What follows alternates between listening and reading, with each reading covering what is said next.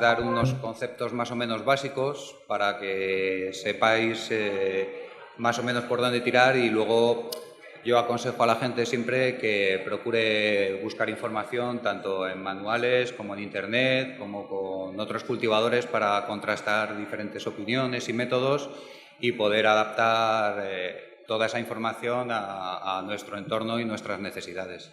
Entonces, bueno, primero vamos a hacer una pequeña presentación de la planta y luego hablaremos sobre las condiciones de cultivo, su planificación y cosecha, secado y almacenado.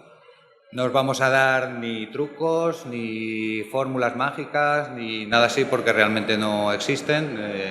Cultivar plantas es algo que es bastante sencillo, siempre que tengamos en cuenta que estamos trabajando con vida. Entonces, lo más importante es dar las condiciones más adecuadas para su óptimo desarrollo y poder obtener un producto de calidad y con un control que hemos llevado desde el principio hasta el final. Entonces, bueno,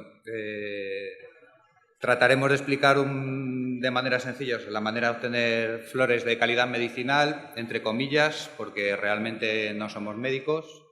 Y hasta que las autoridades sanitarias no hagan algún tipo de regulación respecto a esto, tenemos que ser nosotros mismos los que procuremos de abastecernos con nuestras flores y de esta manera que sean de la mejor calidad. Esta situación hace que mucha gente recurra al mercado negro y, sobre todo en personas con ciertas dolencias o ciertas enfermedades, es un riesgo añadido, porque van a obtener un producto del que no tienen ningún tipo de control sobre la calidad, los efectos o cómo les puede sentar.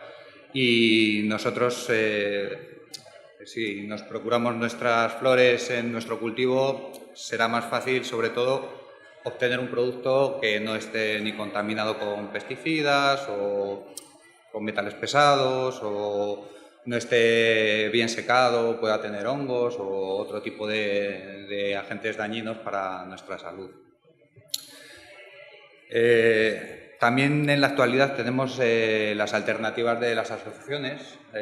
Mucha gente, en lugar de recurrir al mercado negro o cultivar, se acerca a asociaciones o clubes sociales de cannabis, donde hay sitios que tienen un enfoque donde el plano medicinal es bastante importante y procuran tratar de ayudar a la gente con determinadas demandas. Otros están más centrados en el uso lúdico, y ya ahí igual, si das con un club en el que tienen un cuidado especial con la atención a los pacientes que tienen demandas terapéuticas, pues es más sencillo poder encontrar algo que se adapte a tus necesidades.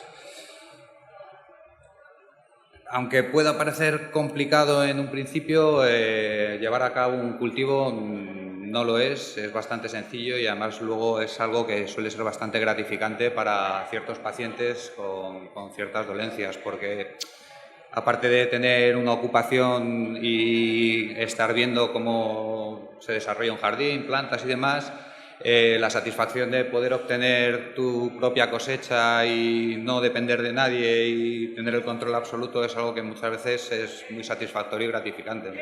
Como por ejemplo cuando cocinas y haces otro tipo de actividades. Entonces, puede resultar una terapia alternativa al cultivo, además de luego el efecto beneficioso que puedan tener las flores en la dolencia de los pacientes. Vamos a hacer una pequeña introducción sobre la planta y, el cannabis es una planta de temporada. Esto quiere decir que en su entorno natural se crece y se reproduce durante una temporada que normalmente suele ser de primavera a otoño. Genera semillas para que al año siguiente germinen y vuelvan a haber plantas en su estado natural. Hay machos y hembras y la reproducción se realiza como con todas las especies en las que hay dos sexos, polinización de macho, hembra, y tenemos semillas. Trabajamos con vida, por lo que para poder sacar el máximo partido de nuestras plantas observaremos que estén en las mejores condiciones posibles, tanto de temperatura, humedad, condiciones nutricionales, lumínicas. Son plantas y no se diferencian al resto de las especies vegetales, más que en las condiciones de desarrollo que tienen por su origen y demás. Entonces, bueno, lo realmente importante cuando llevamos a cabo un cultivo es procurarles a las plantas las condiciones idóneas que tendrían en su entorno natural para que se desarrollen de la mejor manera posible. Podemos hacer cultivos en interior, podemos hacer cultivos en exterior, dependiendo un poco de las condiciones de nuestro sitio para cultivar. Y bueno, ya dependiendo de las necesidades de cada uno o de sus propias condiciones, podrá combinar ambos también. El cultivo de exterior suele ser cultivo de temporada, se suele empezar primavera y acabar en otoño. Cultivo de interior, si tienes las condiciones adecuadas, lo puedes tener continuo durante todo el año y bueno, te permite el tener un abastecimiento de flores más o menos constante a lo largo de todo el año, mientras que con el cultivo de exterior la obtención de flor se produce en el momento de la cosecha, que suele ser en otoño.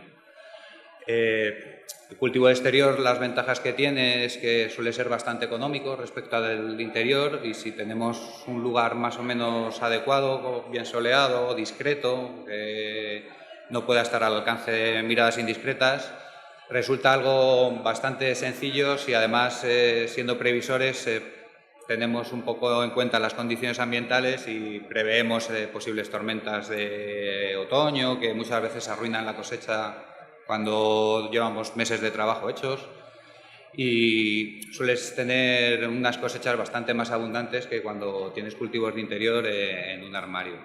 La ventaja del cultivo de interior es que suele ser bastante más discreto que el cultivo de exterior, porque si está bien acondicionado nadie lo puede ver, no va a haber olores si tienes un buen sistema de extracción y filtrado.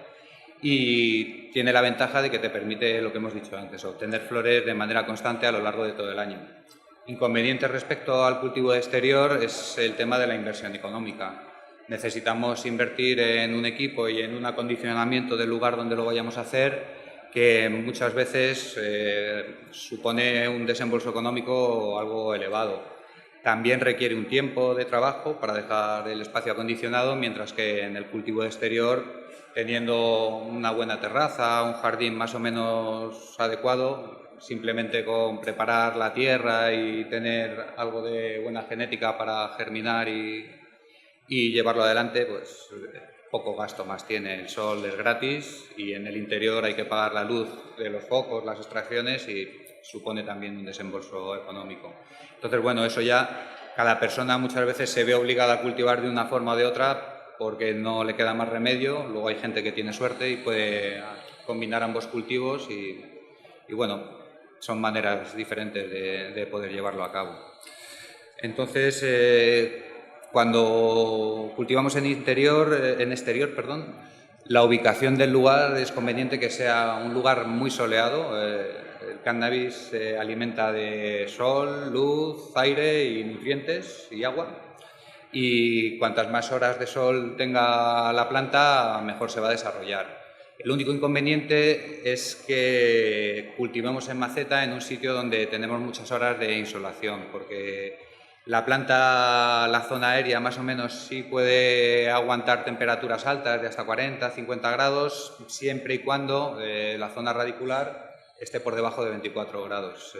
Las raíces del cannabis son muy sensibles a las altas temperaturas, y cuando hacemos cultivos de exterior en maceta es muy importante que las macetas estén sombreadas, elevadas del suelo, y si podemos que estén aisladas para evitar esos problemas radiculares que se dan en pleno verano a las horas centrales del día, en las que debido a la insolación que hay eleva mucho las temperaturas, y en una maceta muy pequeña la raíz se acaba cociendo, la planta se para y bueno, es algo que alarga el periodo de cosecha y puede llegar a matar a la planta. Entonces, bueno, es un detalle que bueno, yo siempre procuro remarcar bastante a la gente que empieza, y si cultivamos en suelo ese problema es menos grave porque poniendo algún tipo de acolchado como paja o demás, ya reducimos bastante la insolación y aunque le esté dando al suelo el sol, siempre en cuanto escarbas un poco, la tierra ya está fresca, las raíces están más o menos en temperaturas adecuadas para su desarrollo y no tenemos ese problema. Entonces, bueno, cuando hablamos de cultivo en interior, lo que hemos comentado antes, es necesario hacer una inversión inicial un poquito más mayor, pero por el contrario que con el cultivo exterior podemos llegar a realizar hasta 5 y 6 cosechas al año en función de la genética con la que trabajemos, con lo cual es un trabajo más constante, pero también para usuarios que necesitan un suministro constante de flores para sus usos, es una manera más o menos segura de tener su abastecimiento controlado. Los principales inconvenientes del cultivo interior, aparte del coste económico inicial y el gasto de energía que hay que hacer, en un país como en el que estamos, donde los veranos el sol brilla de maravilla y no cuesta nada, es un poco contradictorio muchas veces porque, claro, hablamos de sostenibilidad y demás y luego estamos gastando una cantidad de luz ingente en cultivar unas plantas que al aire libre crecen solas. Pero bueno, debido también a la situación legal de la planta, mucha gente se ve obligada a tener que cultivar en interior, pues por seguridad y por discreción. Pero bueno, es algo que ahora mismo no nos toca y no tenemos que hablar de ello. Un inconveniente también respecto al cultivo de exterior con los cultivos de interior es el tema de las plagas. Cuando cultivamos al aire libre, el ecosistema más o menos mantiene un equilibrio con plagas, depredadores que hacen que no se resientan tanto las plantas cuando tenemos algún tipo de problema en este sentido. Sin embargo, al cultivar en interior, hemos de observar bastante más este aspecto porque, al igual que a las plantas le estamos dando sus condiciones ideales de desarrollo, a las posibles plagas estamos haciendo lo mismo y sin depredadores externos, como sucede en cualquier jardín en los cultivos de exterior. Entonces, siempre tenemos que ser bastante cuidadosos con la limpieza e higiene del espacio de cultivo para evitar posibles plagas, porque su perjuicio en interior suele ser más rápido y más dañino que en los cultivos de exterior. Luego, dentro de los cultivos tenemos diferentes tipos de cultivo en cuanto al tipo de alimentación para las plantas. Podemos utilizar cultivos hidropónicos, donde el control de los parámetros es muy preciso, se suelen utilizar sobre todo para conseguir grandes producciones en poco tiempo. Y es cultivo que requiere ciertos conocimientos técnicos y un mantenimiento y una vigilancia bastante seria. Luego también tenemos cultivos mixtos, que pueden ser cultivos en tierra con fertilizantes de origen mineral o biomineral, combinados con fertilizantes de origen orgánico, que suele ser un cultivo bastante equilibrado en cuanto a producción y calidad organoléptica de las flores. Y luego tenemos el cultivo orgánico, que bueno, en interior igual debería ir entre comillas, porque un producto orgánico que sea cultivado bajo luz artificial tampoco es algo muy lógico, pero bueno, se llama cultivo orgánico al cultivo en tierra con fertilizantes de origen orgánico. Y en general es un cultivo que consigues algo menos de producción respecto a los dos anteriores, sin embargo la calidad organoléptica de las flores suele ser bastante mejor. Ahora mismo se está comprobando lo que lleva tiempo creyéndose en cuanto a las propiedades organolépticas de las flores, y según nos dicen los últimos estudios, aparte de los principios psicoactivos dentro del cannabis y sus usos terapéuticos, los terpenos y aceites esenciales y otros compuestos aromáticos que hay presentes en el cannabis ayudan a modular los efectos de los principios psicoactivos y influyen y determinan en los propios efectos con lo cual también se está investigando en ese sentido en cuanto a la combinación de diferentes terpenos, aromas y demás para distintos tratamientos y distintas dolencias. Entonces, cuando hacemos cultivo orgánico y conseguimos flores con muy buenas cualidades organolépticas, es probable que para usos terapéuticos también sean más eficientes que flores que simplemente tienen unas proporciones muy altas de cannabinoides, pero apenas tienen aroma, ni sabor, ni gusto. Entonces, bueno, es algo que para uso terapéutico particularmente y en mi opinión es más adecuado el cultivo orgánico. Entonces, bueno, vamos a hablar sobre la planificación del cultivo.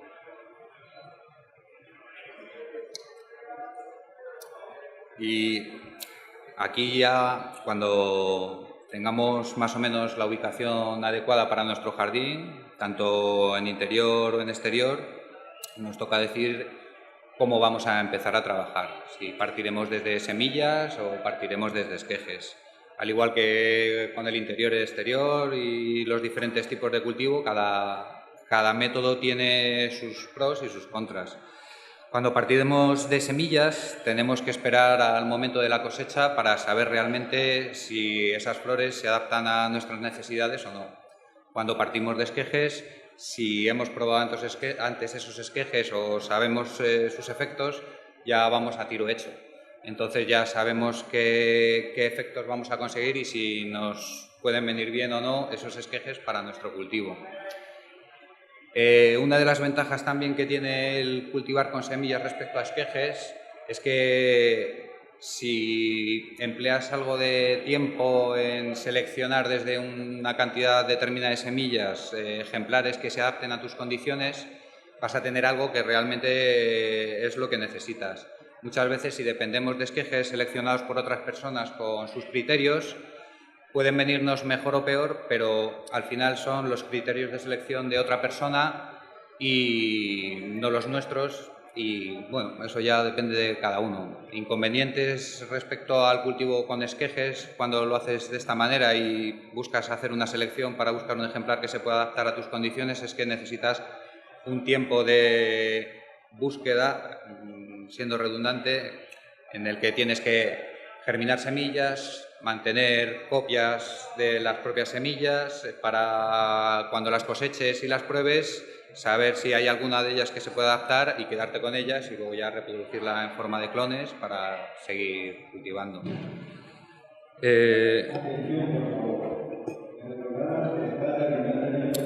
Partir de esquejes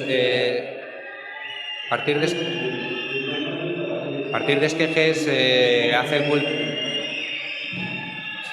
Tenemos aquí. Partir de esquejes hace que el cultivo sea mucho más sencillo en cuanto al trabajo. Vamos a conseguir una cosecha muy homogénea porque realmente estamos cultivando un ejemplar replicado que se va a desarrollar en el cultivo de manera uniforme y el producto que vamos a conseguir va a ser el mismo en cada planta. Si nos llega por un casual un esqueje que realmente se adapta a nuestras condiciones, podemos mantenerlo en estado vegetativo y guardarlo para cosecharlo, ponerlo a florar y cosecharlo cuando tengamos necesidad de cubrir nuestras demandas de flor.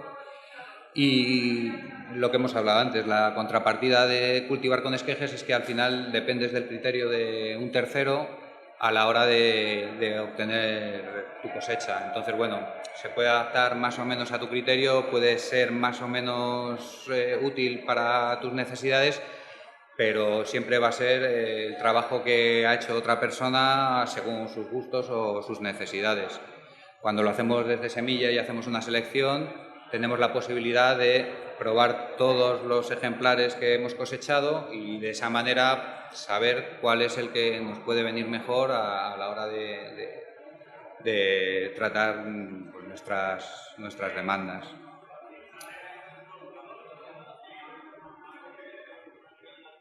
Una vez decidido cómo iniciar nuestro cultivo, depende de si son semillas o clones, tendremos que germinar semillas o trasplantar clones. Cultivar cannabis no difiere de cultivar cualquier otra especie vegetal. Lo único que hay que hacer es mantener las condiciones óptimas para su desarrollo. La planta necesita estar entre 22, 26 grados más o menos. Las raíces necesitan no pasar de los 24 y no bajar de los 18. Y cuando cultivamos en exterior, el tema de la temperatura de raíces en suelo no suele ser problemático. De temperatura en macetas ya hemos hablado que es algo delicado y que podemos sombrear las macetas, o aislarlas para evitar que se cuezan. Y luego en interior, el mantener las condiciones climáticas depende de la inversión que hagamos en equipo. Entonces necesitaremos comprar aparatos de intracción, de extracción. En caso de que vivamos en un lugar o tengamos un lugar muy frío, quizá tengamos que aportar algo de calefacción extra. Si hace mucho calor o queremos seguir cultivando en verano, hay que meter aire acondicionado para poder mantener esas temperaturas, ya que los focos con los que se cultiva en interior suelen generar bastante calor. Entonces, bueno, es unos detalles que hemos de tener en cuenta. Conseguir flores de calidad y buenas cosechas depende sobre todo de la genética y del trabajo. No hay ningún tipo de truco ni secreto. La planta es algo vivo y la vida necesita unas condiciones para desarrollarse. Vamos a procurárselas, intentaremos que esté siempre dentro de unos rangos de temperatura y humedad más o menos que son los que necesita para su desarrollo, y luego le aportaremos los nutrientes tanto en el riego como la luz y el agua, la luz y el aire que necesita, y manteniendo siempre esos parámetros, en teoría las plantas se desarrollan y llegan a cosecha a buen término. El mayor problema que solemos tener cuando empezamos a cultivar y que suele llevar a arruinar muchas cosechas es el exceso de atención. Muchas veces cuando empezamos con la planta pensamos que es algo diferente y especial respecto a otras plantas y estamos muy encima de ellas. Suele pasar que muchas veces la gente mata las plantas por exceso de atención, porque simplemente con que la planta no se seque su maceta o no esté a oscuras varios días y demás, va a ir tirando para adelante. Siempre cuando empezamos a cultivar las primeras veces estás con la emoción y estás todo el día mirando la planta, la tocas, en cuanto se seca un poquito la tierra vuelves a regar, y son cosas que son muy contraproducentes.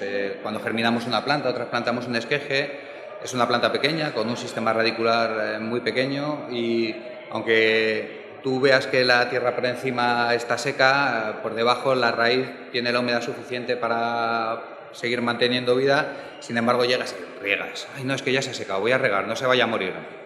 Las plantas son más duras de lo que pensamos y el cannabis se desarrolla prácticamente sin necesidad de nutrientes ni otro tipo de alimento. De hecho, es una planta que se utiliza, por ejemplo, para limpiar metales pesados de ciertos suelos.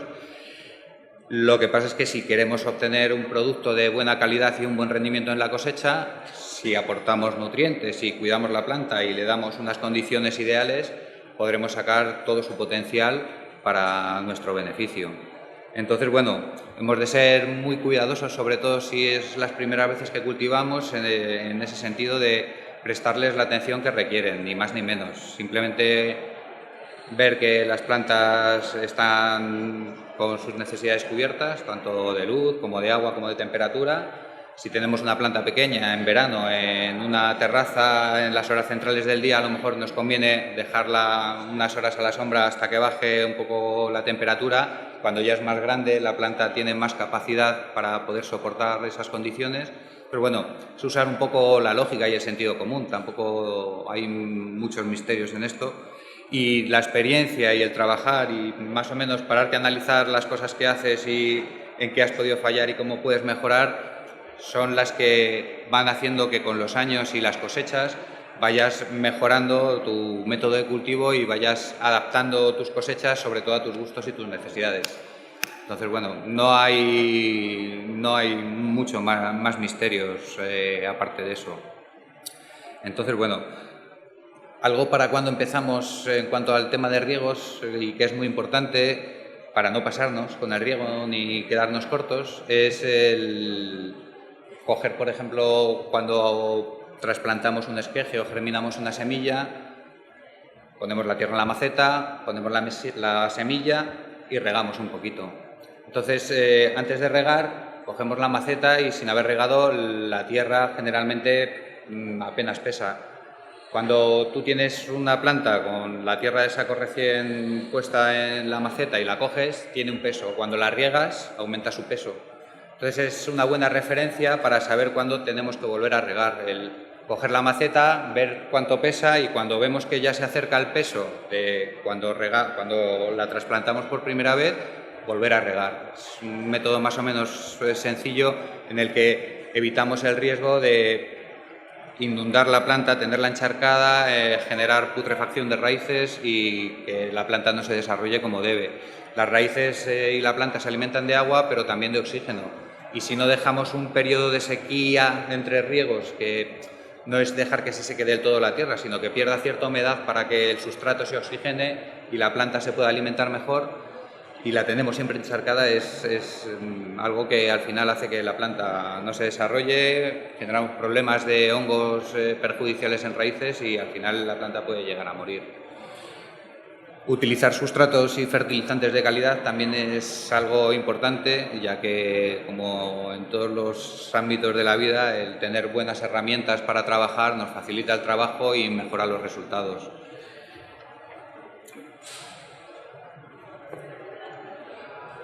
Si tenemos más o menos controlados todos estos parámetros de los que hemos hablado en cuanto a temperatura, humedad, necesidades nutricionales de las plantas y demás, es fácil llegar a tener una cosecha de calidad.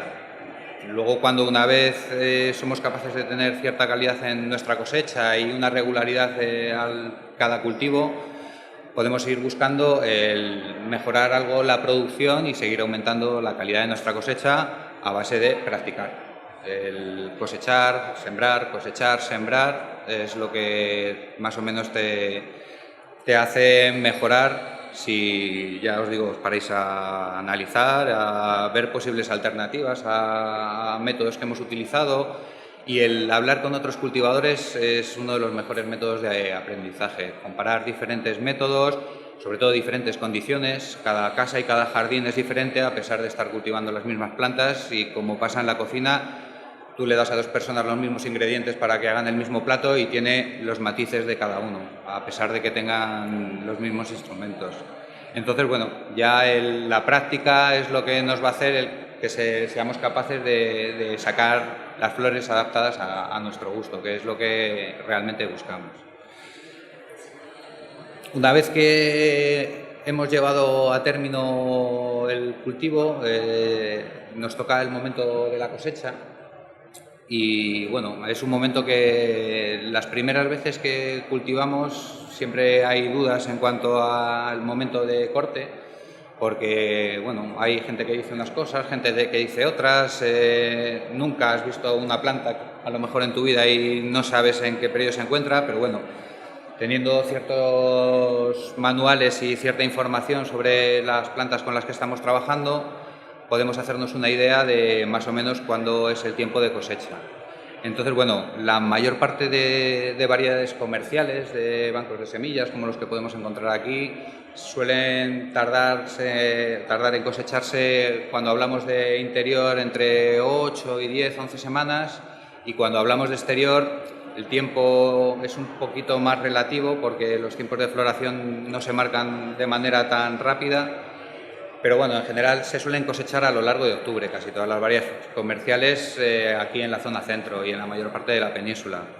Entonces, bueno, una vez que estamos en exterior y llega el mes de octubre, la mayor parte de las variedades, ya os digo, se suelen cosechar entre la segunda y la cuarta semana de octubre. Es ya estar un poco atentos, seguir más o menos unos consejos más que os vamos a dar. Y ya, igual que antes, Cosechar, probar, cosechar de otra manera más tarde o más temprano, probar, tener las referencias del anterior cultivo para saber si me interesa dejarla más tiempo la planta o cosecharla antes.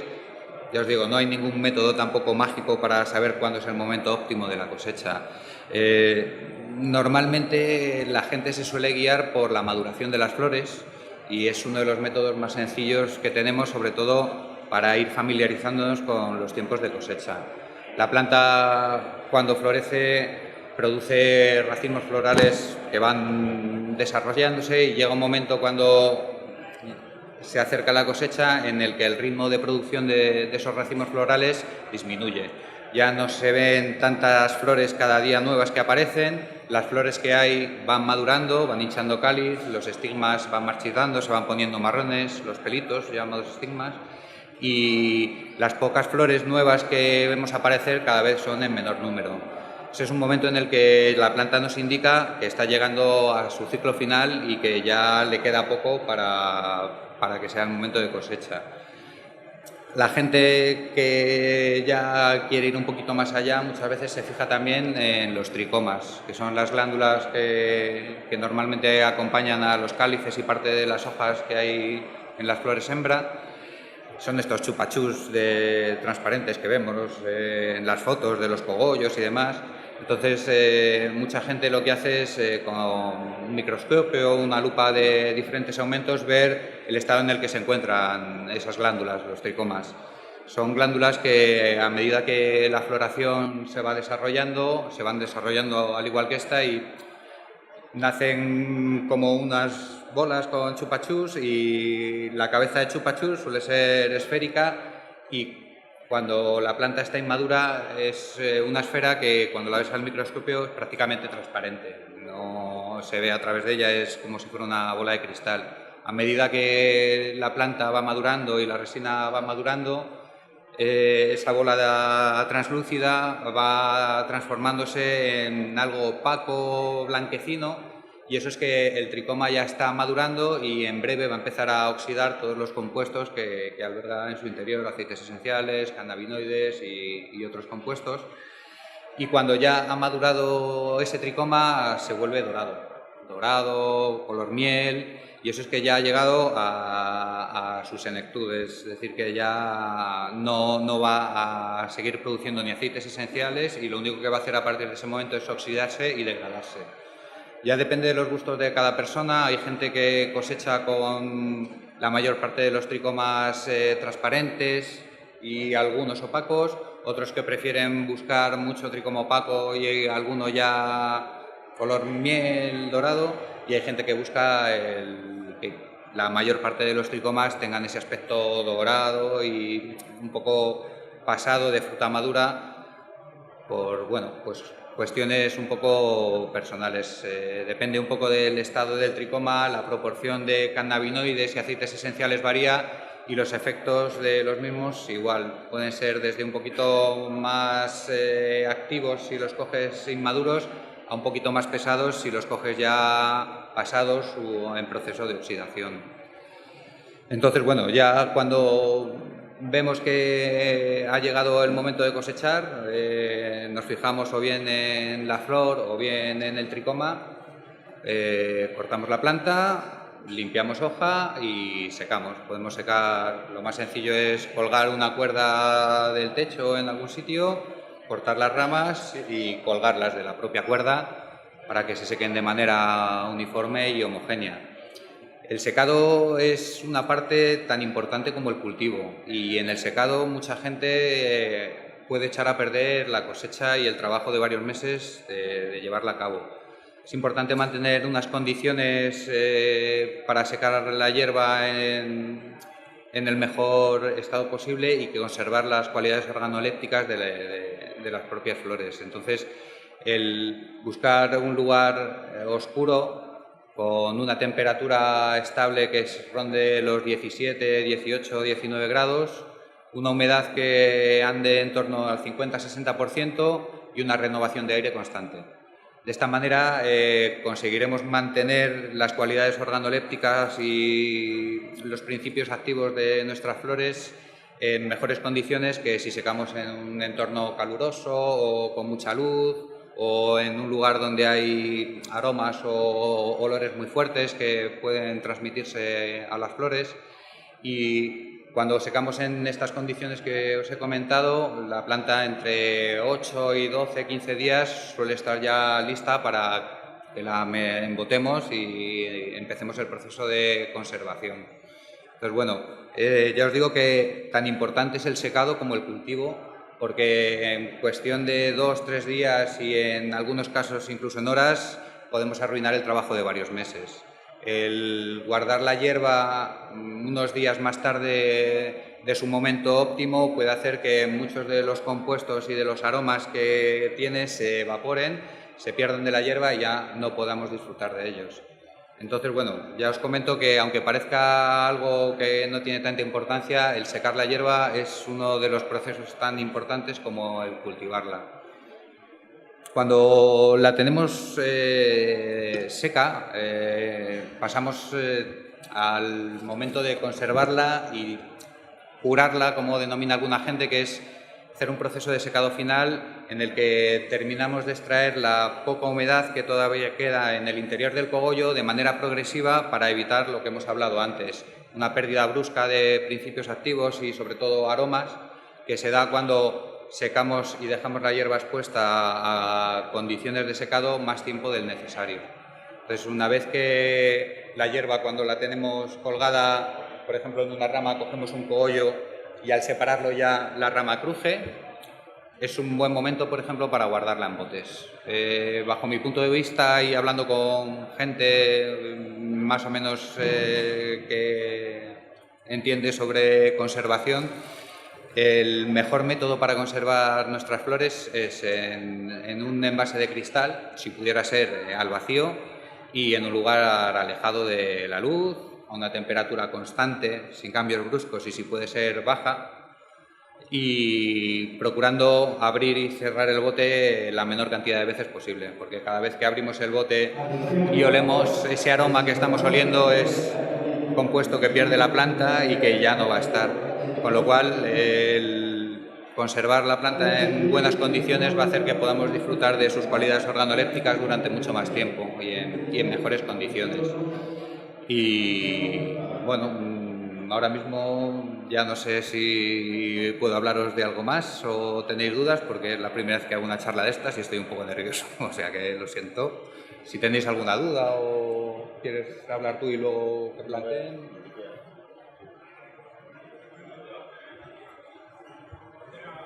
Un segundo que... A la hora de hacer una extracción en seco, es necesario sí o sí que esté muy seca la planta para poder separar el tricoma de la planta y eso acaba repercutiendo en poco aroma. Sí, bueno, luego tenemos un bloque en que nuestro compañero Jorge va a hablar sobre extracciones, pero al final es como todo. Cada cosa tiene sus ventajas y sus inconvenientes. Si tú secas mucho la hierba, vas a conseguir separar mucha cabeza, pero esa cabeza va a haber perdido ciertos aromas. Mi pregunta era si se puede optimizar de alguna manera, intentar perder la menor buscar un equilibrio entre calidad y producción. Tener mucha calidad, o sea, tener mucha producción con calidad elevada es algo bastante complejo, sobre todo con métodos caseros como los que hacemos nosotros. Entonces, cuando vas a buscar mucha calidad, normalmente la producción suele bajar. Si quieres sacar mucha extracción, secas mucho la hierba, vas a sacar bastante más cabeza, pero con algo menos aroma. Si lo haces con la hierba poco seca, vas a sacar poca cabeza, pero manteniendo unas cualidades organolépticas mucho mejores. Entonces, bueno, es una cuestión de equilibrio. El conseguir las dos cosas suele ser algo bastante complejo. No es imposible, pero ya te digo, es algo que no es demasiado sencillo. Gracias. Si tenéis alguna pregunta más, alguna duda... Pues muchas gracias por vuestra atención.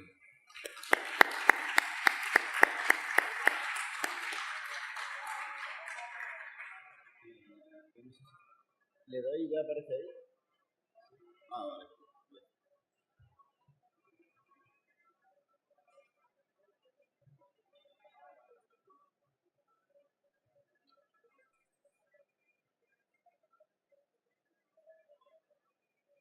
Voy a darle yo aquí a poner. Sí.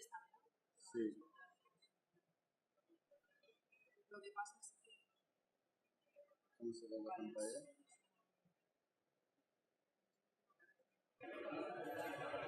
Pues, bueno, buenas tardes. Yo me llamo Alejandro Flores, como podéis ver ahí en las diapositivas, y bueno, voy a haceros una presentación sobre fitosanitarios, alimentación, metales pesados y almacenaje, que ha hablado un poco también Nacho, pero bueno, vamos a hablar un poquito más sobre ello. Bueno, lo primero, dar las gracias a la organización por invitarnos a estas conferencias, por organizar otra Copa y Feria Cannábica en Madrid después de 3 años. 5 ya. Yo pensaba que eran 3. Han pasado muy rápido, 5 años. Se hace mayor. Y nada, pues que sepáis que esto va a ser una charla bastante simple, no voy a entrar en mucho detalle, no va a ser nada avanzado, así que bueno, vamos a ir cosas básicas. Para empezar un poco, pues bueno, un mapa del mundo, porque al final, aunque estemos cultivando en nuestra casa, estamos afectando a todo el planeta. Vivimos en un mundo globalizado y si estoy cultivando en mi casa con guano que viene de Filipinas, pues al final estoy afectando el ecosistema de Filipinas. Entonces, bueno, un poco también para que veamos que lo que hacemos en nuestra casa no solo nos repercute a nosotros, sino que es un poco global todo lo que estamos haciendo. Voy a hablar primero de los fitosanitarios y vamos a empezar con lo que es la definición, que es muy sencilla, de la RAE. Fito, que proviene del griego, es el prefijo del griego, que significa planta o vegetal, y sanitario, pues bueno, relacionado con la sanidad, perteneciente relativo a la prevención o curación de las enfermedades de las plantas. Palabras que empiezan por fito, pues por ejemplo fitófago, que sería un animal que come plantas, un animal herbívoro, o también fitoterapia, que es lo que realizamos nosotros cuando consumimos cannabinoides o cualquier otro terpeno de otra planta, por ejemplo.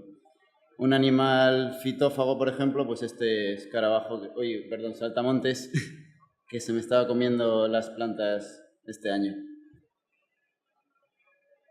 Bueno, sobre las enfermedades de las plantas, pues saber que hay diferentes tipos de enfermedades, abióticas, no están causadas por un agente que tenga vida, por eso lo de abiótico, y no son infecciosas, se puede ser causada pues por exceso de viento, por exceso de luz. Y las enfermedades bióticas, que son las que tienen origen infeccioso, que pueden estar causadas por organismos vivos, y que se contagian de una planta a otra. Las abióticas no se contagiarían, las bióticas sí.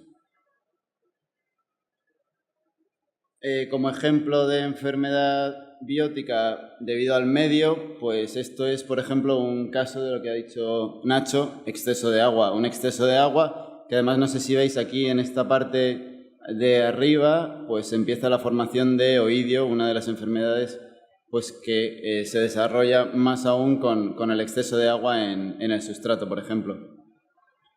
Y esto no es una planta de cannabis, es una planta de menta, pero bueno, afectada también por pulgones, y la hormiga lo que está haciendo ahí simplemente pues es, tienen una relación de simbiosis, los pulgones y las hormigas viven juntos. Las hormigas, digamos que las ordeñan, es como si tuviesen un rebaño, se las llevan de un sitio a otro, de una planta a otra, y las protegen de ataques, por ejemplo, de las mariquitas, que son, pues, como supongo que sabéis, algunas de las formas de controlar los pulgones.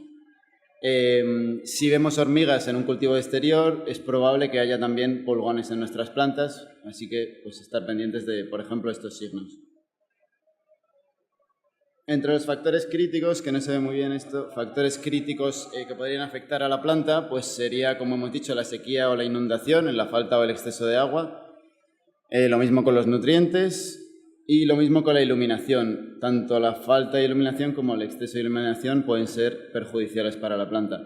Intoxicación por agentes químicos puede ser o bien por agentes que haya en el aire o por agentes que hayamos aplicado nosotros a base de fertilizantes o de fitosanitarios. Y Otro de las causas, por ejemplo, en un cultivo interior serían la introducción de pestes que vengan del exterior.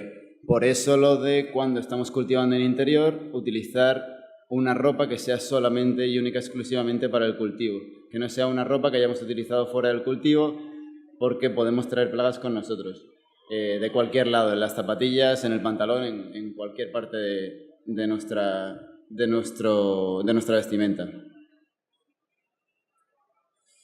¿Qué sería lo ideal? Pues no aplicar fitosanitarios, tener unas plantas sanas y mantener un ambiente limpio. No siempre es posible, pero bueno, al final es de lo que se trata. Si queremos también producir flores medicinales, que es a lo que vamos, pues si no aplicamos fitosanitarios nos vamos a asegurar de que no van a estar ahí, ¿no?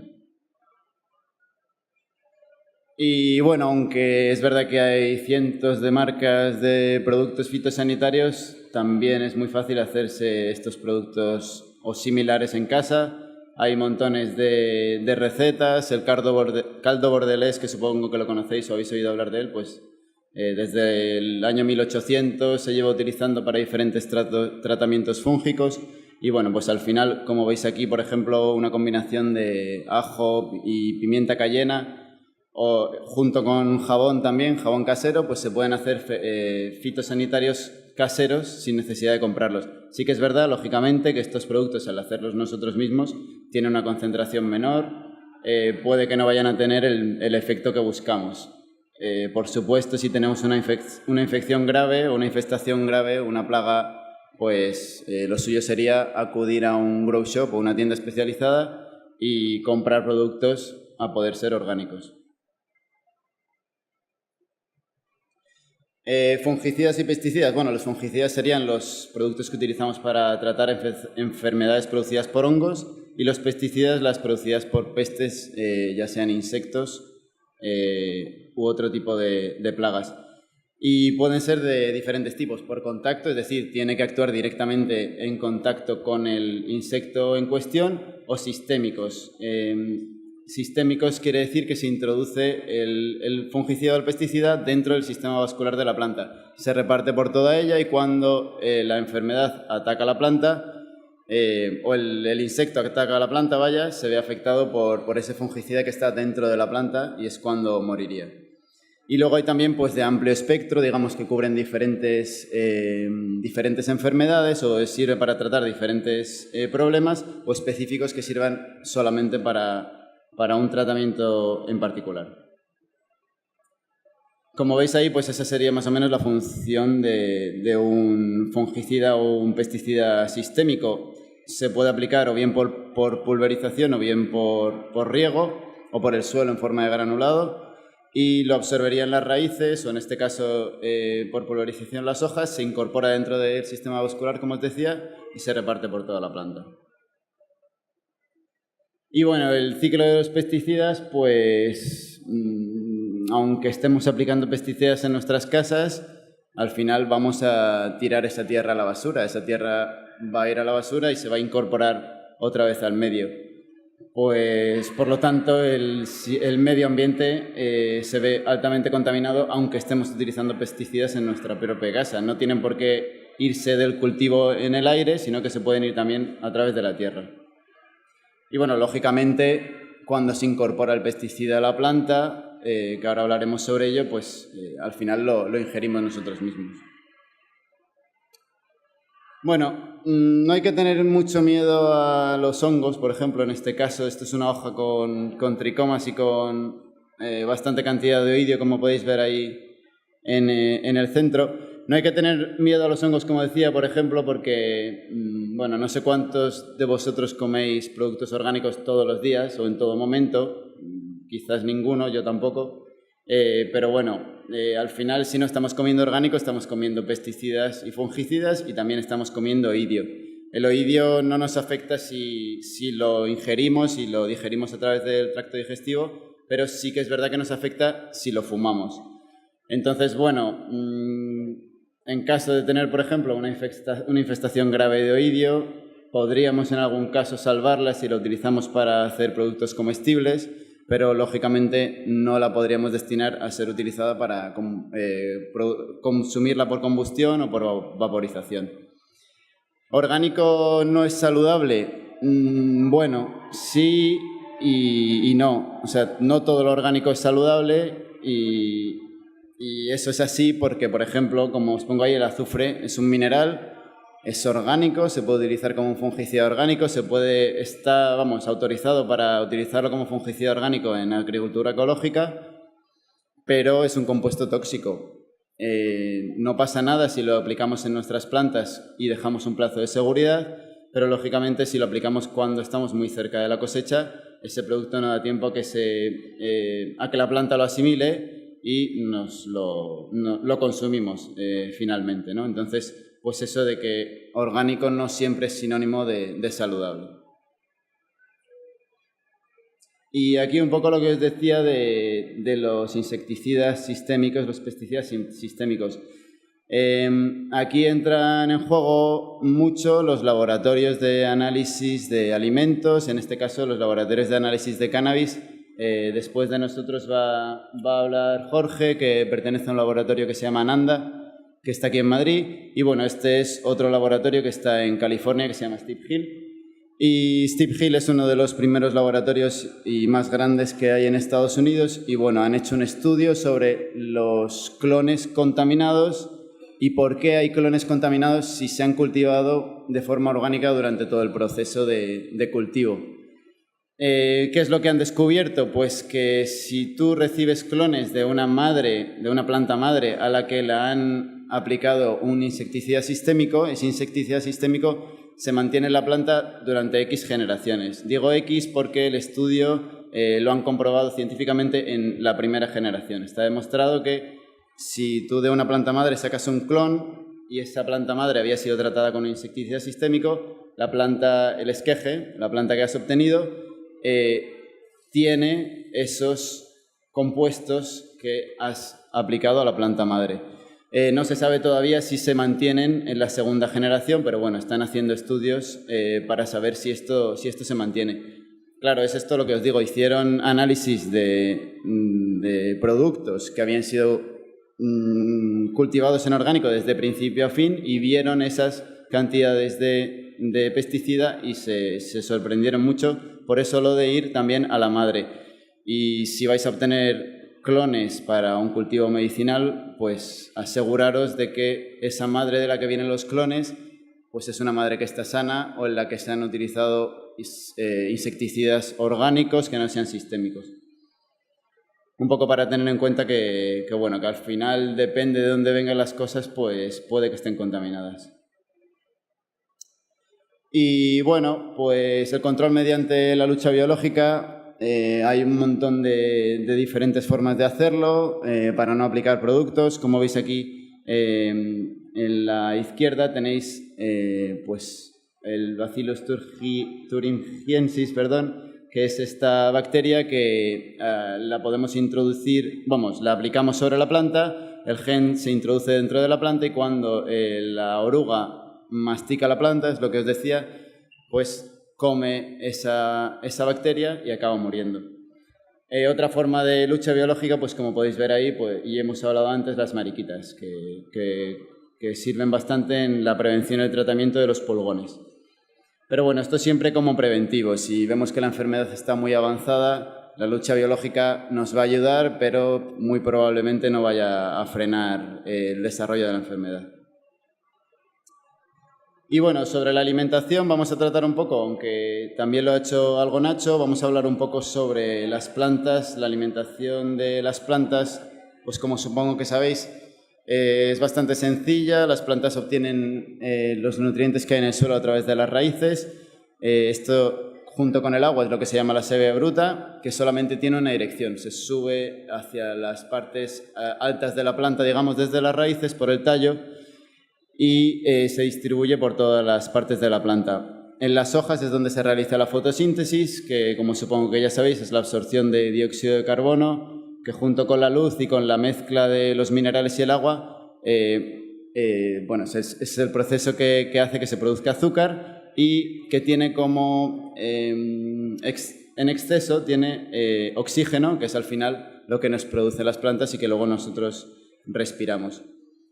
Ahí es donde se forma la savia elaborada, que sí que se distribuye por toda la planta, hacia arriba y hacia abajo, depende de dónde lo esté demandando en ese momento. hay nutrientes móviles y nutrientes inmóviles dentro de la planta que se mueven o no se mueven dependiendo de su función.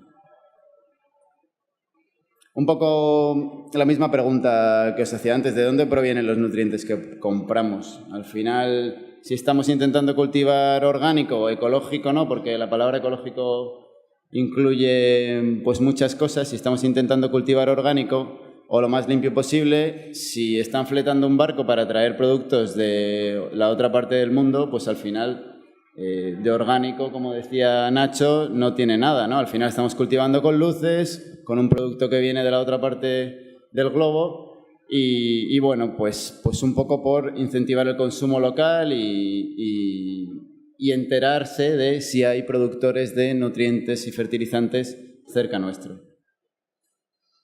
Hay diferentes tipos de alimentación de las plantas, como ha dicho antes también Nacho, mineral, animal y vegetal, y diferentes formas de obtenerlos. En esta imagen, pues por ejemplo, una explotación de fósforo, una explotación de guano. El guano pues puede ser de diferentes animales, en este caso es guano de pájaros, también puede ser guano de murciélagos. Es lo que se le llama, es como se le llama a los excrementos fosilizados de estos animales. Y, por ejemplo, puede ser también compost vegetal. Hay gente, luego lo desarrollaremos un poco más, pero que prefiere no cultivar con compuestos de origen mineral, por lo que hemos hablado del prejuicio al medio ambiente. Un paso más allá es la gente que cultiva orgánico, que dice que no cultiva con mineral, pero que cultiva orgánicamente y cultiva con productos de origen animal. Y un siguiente paso ya podría ser a lo mejor el eliminar los productos minerales y animales y hacerlo solo con productos vegetales.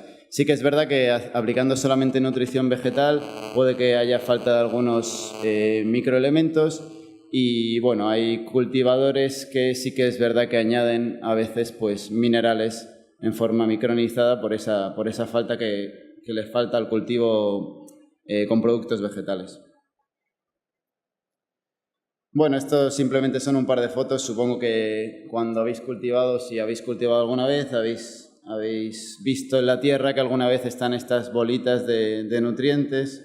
¿Qué es lo que son? Son pues unos polímeros que se autodegradan y que están llenos de, pues al final, como podéis ver ahí, minerales, ¿no? La planta los va digamos que los va rodeando con sus raíces, al final consigue acceder al mineral que hay dentro, ese polímero se va degradando y consigue la planta su alimento. Y otra vez, igual, lo mismo que con los productos para intentar evitar las plagas. Te lo puedes hacer en casa, los nutrientes se pueden hacer en casa, aunque sí que es verdad, pues bueno, que luego las marcas de nutrientes proporcionan elementos que a lo mejor no somos capaces de obtener nosotros en nuestra propia casa. Por ejemplo, aquí en la primera foto podéis ver unos tréboles. Los tréboles al final lo único que hacen, o lo que hacen es fijar nitrógeno. Conseguimos fijar el nitrógeno atmosférico gracias a estas cosechas. Las llaman en inglés cover crops porque las utilizan cubriendo, digamos, la maceta. Esto hace también que la tierra no se seque de más. Digamos que estos tréboles están haciendo sombra sobre el sustrato y se mantendría más húmedo durante más tiempo. En la foto de la derecha tenemos, por ejemplo, unas lentejas germinadas con las que se puede hacer un enraizante casero bastante sencillo, triturando las lentejas, diluyendo luego ese triturado con agua. Y funciona bastante bien. Y luego hay también diferentes preparados como este que tenéis aquí abajo, que sería un fermento, en este caso es un fermento con frutas, fermento de azúcar, frutas y agua. En este caso los fermentos de frutas son más utilizados para las plantas en floración y, que aunque aquí no tengo la foto, los fermentos de plantas, por ejemplo de aloe vera o de las mismas hojas de nuestras plantas de cannabis, se pueden fermentar con azúcar y con agua y son una muy buena fuente de nitrógeno. Y bueno, pues como es lógico, existen marcas comerciales que venden mezclas preparadas a las que podemos acudir si no tenemos ni el tiempo ni el espacio para preparar nuestros propios nutrientes. El etiquetado eco y orgánico, pues bueno, es muy controvertido. Yo tuve la suerte o la desgracia de estudiar ciencias ambientales. Digo esto porque, claro, la suerte porque aprendí muchas cosas, pero también aprendí muchas cosas muy horrorosas de cómo está el planeta y, bueno, de muchas mentiras que nos cuelan al final con lo orgánico, con lo ecológico. Y bueno, esto lo digo también porque tengo un compañero que trabajaba para una casa de nutrientes, no tiene nada que ver con el mundo del cannabis, es una casa de nutrientes de productos alimenticios, y que él mismo me decía que engañan a los organismos oficiales, no les dan todos los datos de lo que contienen sus productos para que les ofrezcan los etiquetados de orgánico. Entonces, bueno, claro, si yo de una persona misma que se dedica al sector de la alimentación orgánica me está diciendo esto, pues ya no sabes dónde meterte. Entonces, sí que es verdad que hay logotipos de productos orgánicos que hacen un buen trabajo y que sí que estudian los productos en cuestión antes de dar su certificado, porque son organismos independientes. Por ejemplo, OMRI, no sé si lo conocéis, es un organismo que en Estados Unidos tiene bastante poder y que producen una lista con un certificado de productos, que tienen este certificado orgánico. Sería, por ejemplo, pues acudir a este tipo de productos con listado OMRI, por ejemplo.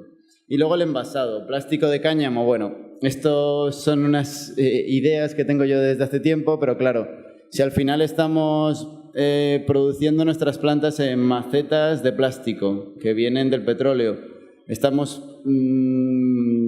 tenemos nuestros fertilizantes en botes que vienen también de plástico que viene del petróleo. Y está ahí el stand del Museo del Cáñamo, está el libro de Jack Herer para quien lo quiera leer, hay productores de plástico de cáñamo.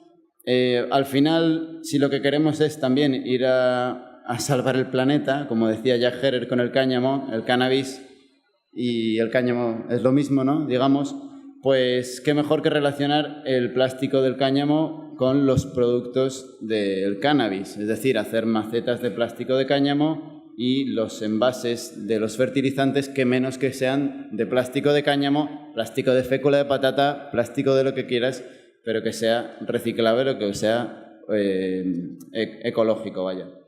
Un poco, bueno, ahí pues para meter a las marcas comerciales esa idea en la cabeza y a ver si alguien me escucha y me hace caso. Y bueno, un poco para hablar sobre los metales pesados. Los metales pesados son un grupo de elementos químicos con un peso específico superior a 5 gramos por centímetro cúbico. Y al final las raíces de las plantas, pues bueno, son capaces de absorber estos metales pesados que están en el suelo. Son necesarios en dosis mínimas tanto para las plantas como para los seres humanos, pero pueden ser tóxicos en dosis muy altas. Entre ellos destaca el mercurio, el níquel, el cobre, el plomo o el cromo, por ejemplo. Y la acumulación de metales pesados, pues bueno, la hacemos todos los seres vivos, pero sobre todo, por ejemplo, algunas plantas como el brócoli, la lechuga o el apio. Se han hecho estudios de que hay plantas que las fertilizan con lodos de depuradora y esos lodos de depuradora están cargados de metales pesados y al final estas plantas los absorben y luego nos los comemos. Sería lo mismo con el cannabis. Es como dice Nacho, la planta del cannabis es una planta como otra cualquiera, lo único que la diferencia de las demás es que produce los compuestos que tanto conocemos que son los cannabinoides. Por lo demás, es una planta que crece como las demás y que absorbe los nutrientes como todas las demás, al igual que desgraciadamente los metales pesados. Unas gallinas y un montón de gallinaza. Vamos a lo mismo, si estamos nutriendo a nuestras plantas con excrementos animales, esos animales muy probablemente no han vivido en unas condiciones muy higiénicas, muy probablemente han sido, pues les han inyectado con antibióticos, con hormonas. Y al final todos esos antibióticos, todas esas hormonas, todos esos productos que le están inyectando a los animales van a sus excrementos. Lógicamente, lo que no queremos lo echamos por los excrementos. Los animales lo mismo. Si luego estás regando tus plantas con excrementos de gallinas que tienen esos antibióticos, que tienen esos metales pesados, pues al final los vas a introducir en tus plantas y últimamente en tu organismo. Y bueno, esta es una conferencia que dio Kyle Kussman en la tercera World Cannabis Conference en Barcelona. Si alguno estáis interesados en el cultivo vegánico, Kyle Kussman es uno de los máximos exponentes a nivel mundial. Esta charla, que dura solamente 1 hora y 10 minutos, es muy interesante, os la recomiendo a todos. Está en inglés, pero está subtitulada en español, él habla en inglés, lógicamente. Y él fue uno de mis profesores en Oxford University, una de las universidades en las que enseñan sobre el cannabis. Esta universidad está en Oakland, en California. Y este profesor nos dio una clase sobre cultivo vegánico y cultivo orgánico y un poco ver las diferencias entre uno y otro. Él cultivaba de forma mineral y decidió dar el paso, pasar al cultivo orgánico, dejar el cultivo mineral, y alucinó, como decía Nacho, con el sabor, la cantidad de sabores que se acentúa muchísimo más en un cultivo orgánico a diferencia de uno mineral. Al dar ese paso, quería dar un siguiente paso más, y el siguiente paso fue hacer un cultivo vegánico. Esta palabra de vegánico, pues vegano, no sé si supongo que habéis oído hablar de ello. El cultivo vegano o vegánico pues se basa solamente en el cultivo con extractos que vienen de las plantas. Bueno, ¿qué es lo que vio Kyle Kussman al empezar a cultivar vegánico? Que todavía había un paso más en el sabor, que no notaba ciertas trazas de sabor que puede que dejen algunos nutrientes orgánicos y que en el cultivo vegánico no estaban presentes. Esto eran todo suposiciones suyas, ¿no? Al probar su producto y al notar pues, que no notaba ese sabor tan duro, digamos, a la garganta, por ejemplo, al consumirlas en forma de combustión.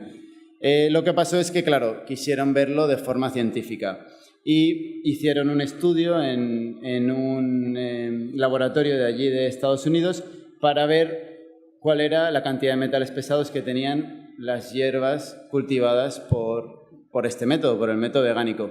Se llevaron la sorpresa de que, midiendo partes por millón, ppm, no encontraban ninguna parte por millón en ese producto final.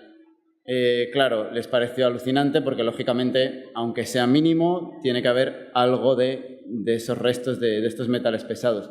¿Qué es lo que hicieron? Tuvieron que calibrar las máquinas del laboratorio de análisis para que pudiesen ser capaces de medir partes por billón. De esa forma ya sí que consiguieron medir las partes que había de metales pesados. A lo que nos lleva esto, la conclusión es que al final, no introduciendo metales pesados en ninguno de los ciclos de cultivo de nuestra planta, no aparecen en el producto final. Yo a Kyle Kussman le tengo en un pedestal, la verdad, y insisto otra vez, os recomiendo esta charla.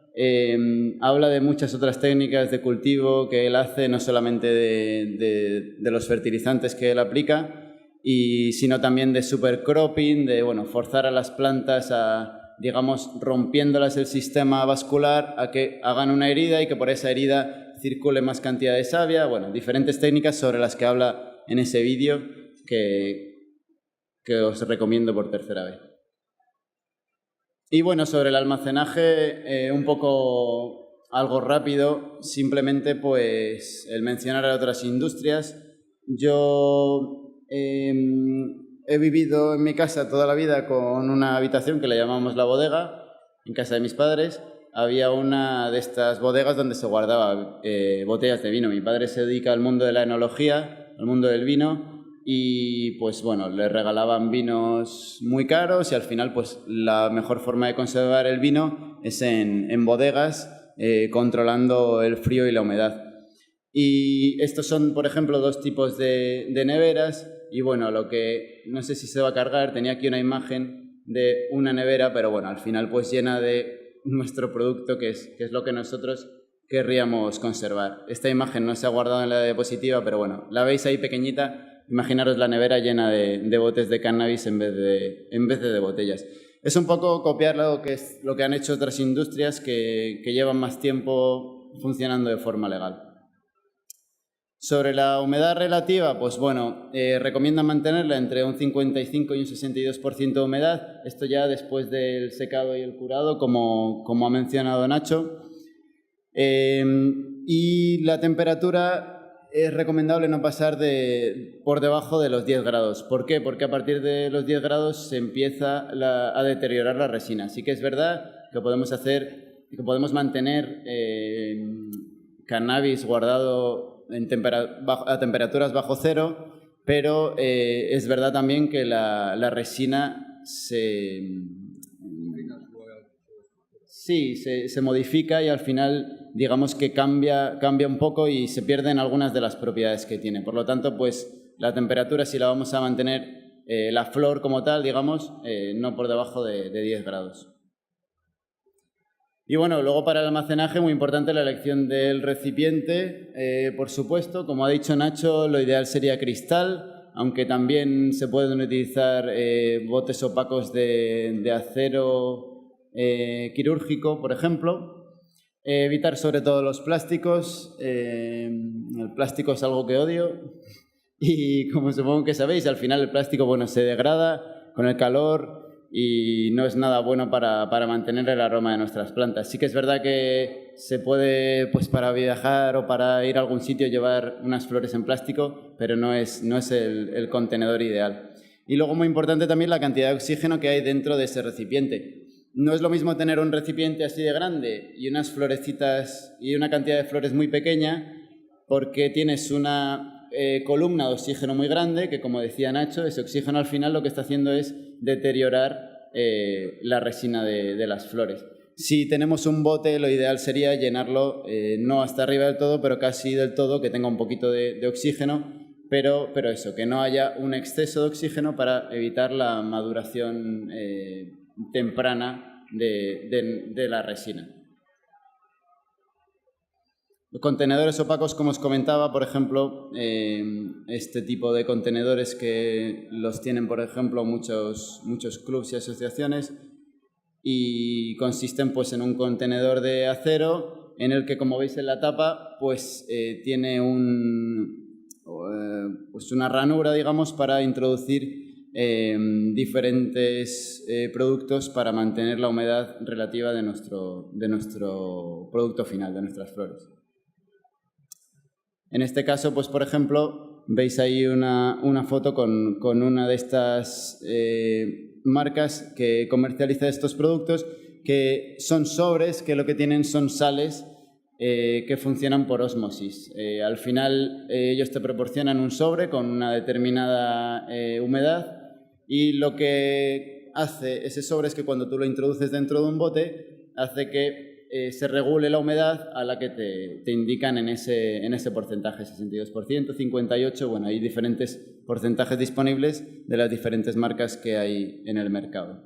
Eso sería al final para controlar la humedad, y algo muy recomendable si queremos, sobre todo, por ejemplo, utilizar nuestras flores para hacer extracciones como extracciones de rosin, por ejemplo. Luego, como decía Nacho, hablará Jorge sobre las extracciones.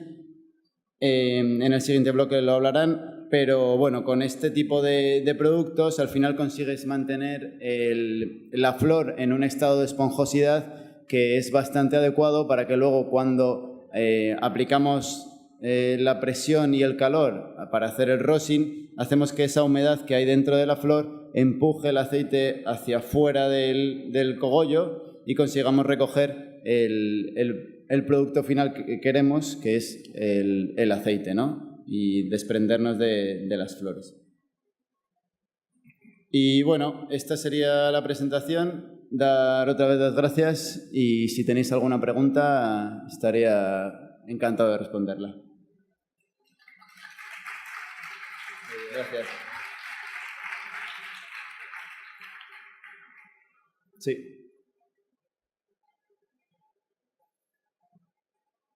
Hola. Buenas.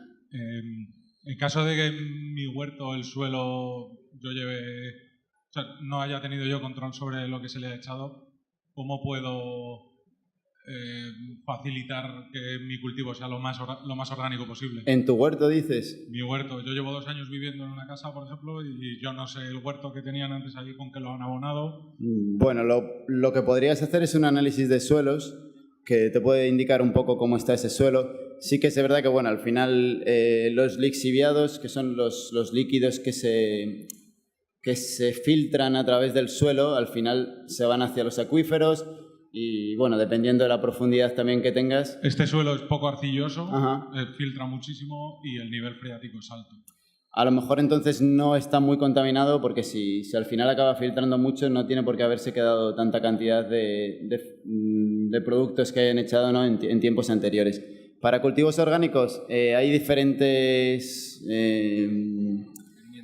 escuelas, diferentes formas, ¿no?, de que al final para que una finca se considere de cultivo orgánico tiene que estar X años sin que se hayan aplicado ningún producto antes y demás.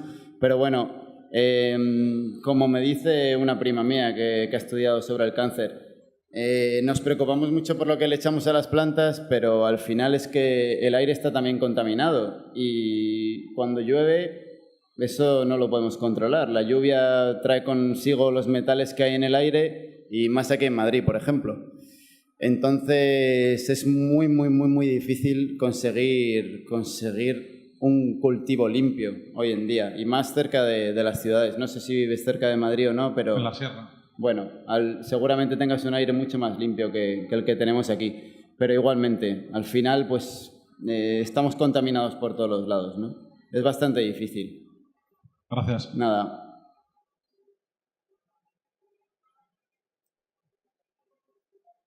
¿Hay alguna otra pregunta más?